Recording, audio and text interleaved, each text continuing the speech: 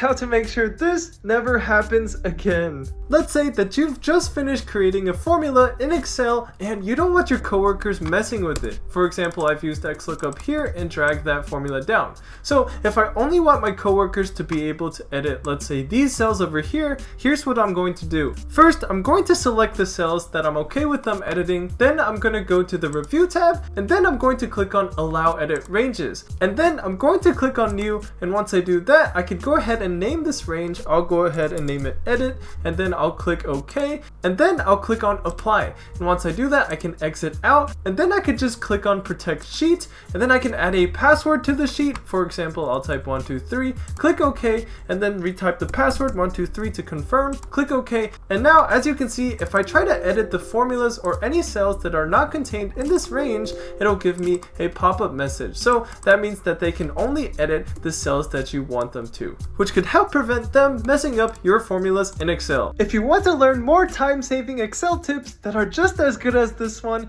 comment Excel and I'll DM you my 26 need to know Excel shortcuts cheat sheet.